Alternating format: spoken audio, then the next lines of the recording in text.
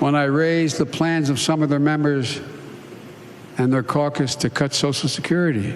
A lot of Republicans, their dream is to cut Social Security, Medicare. It's your dream, but I'm going to, my veto pen, make it a nightmare.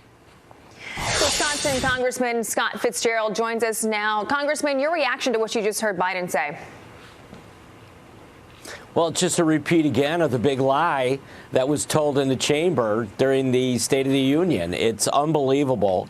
And I think when you heard the reaction from myself and my colleagues to that, once again, big tale that he's telling, it's not surprising that he's back on the campaign trail, which, quite honestly, we were well aware of in our swing state of Wisconsin, that's exactly what the president was up to.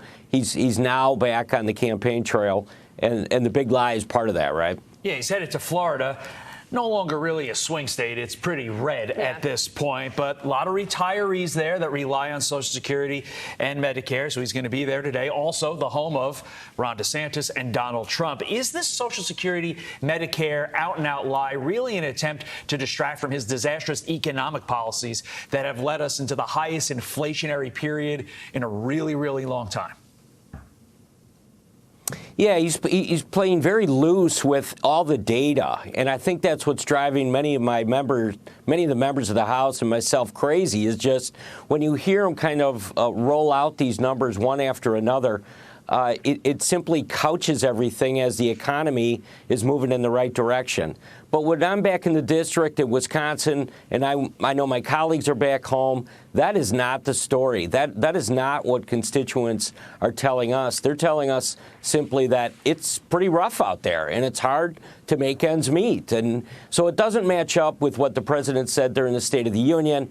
It's not going to match up with what he's saying out there on the street while he's making this tour now. Do you think Biden is setting the stage for his 2024 reelection bid? Yeah, I don't think there's any doubt. I think that's what the State of the Union was. He almost ticked off kind of a laundry list of items, promises that he was making to specific groups or coalitions, and quite honestly, with no funding or no strategy on how those would make their way through a real responsible budget.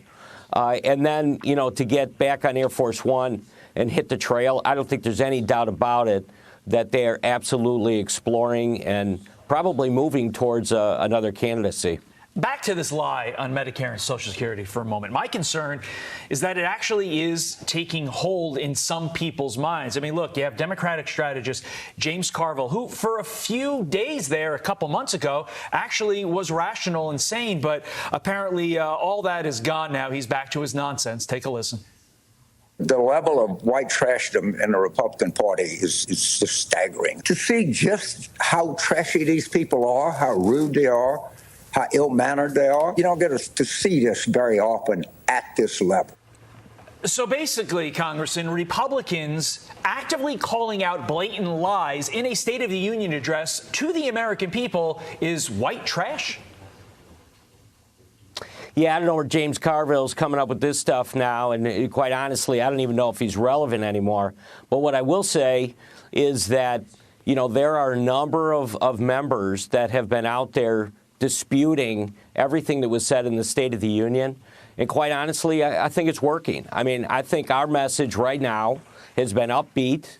Certainly, Kevin McCarthy has done a good job right out of the gate, kind of leading the conference in the right direction and going toe-to-toe with the White House, which I think is what many of the people that elected Republicans this past fall were looking for, is they want to know that the House is going to stand up against this crazy White House and what's going on over in the U.S. Senate. And I think that we've proven that so far.